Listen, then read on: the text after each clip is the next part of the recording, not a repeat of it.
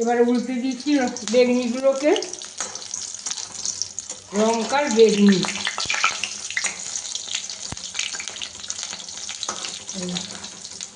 দেখতে বড় বড়, ঝাল একটুও নেই। এই যে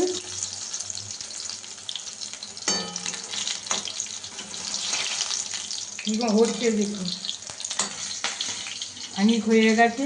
মূলো ভাজা, বেগুন ভাজা, আলু ভাজা, আর এইটা লঙ্কার বেগুনি ভাজা। আর খিচুড়ির সঙ্গে যা জমবে না। তারপর তো ইলিশ মাছ তো আছে, সেটাও আবার ভাজবো। আপনারা এরকম করে করবেন, খাবেন। আজকে 25শে ডিসেম্বর, আজকে খাবে তো সবাই, কিন্তু আমার রোজই হবে। আমার খেতে ভালো লাগে বলে আমি রোজই এটা ওটা ঘুরিয়ে ফিরিয়ে করি।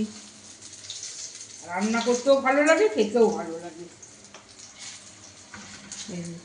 কীরকম হয়েছে দেখুন বেগনিগুলো, মনে হচ্ছে না গরম গরম খিচুড়ি দিয়ে বসে কামড়ে কামড়ে খাবো।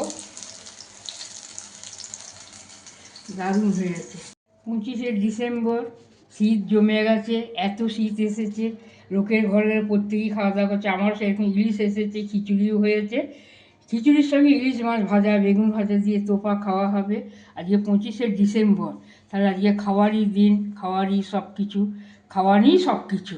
আপনারা এরকম করবেন, খাবেন, আর আমাকে লাইক করবেন, সাবস্ক্রাইব করবেন, কমেন্ট করবেন, লিখে পাঠাবেন আমার রান্নাগুলো। এক পিস হয়ে গেল, দিয়ে এবার উল্টে দেবো আস্তে আস্তে করে।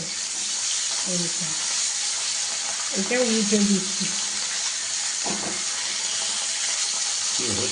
এটা ইলিশ মাছ ভাজা হচ্ছে, মাছগুলোকে উল্টে দিচ্ছি, ইলিশ মাছগুলোকে উল্টে দিচ্ছি। এবার ভালো করে একটু ভেজে নেবো, নিয়ে তারপরে এটা খাওয়া। আপনারাও এরকম করে ভাজা। ডিম রয়েছে কীরকম দেখছি, এক প্লেট করে ডিম ছিল মাছটাকে। আর এক পিস উল্টে দিচ্ছি।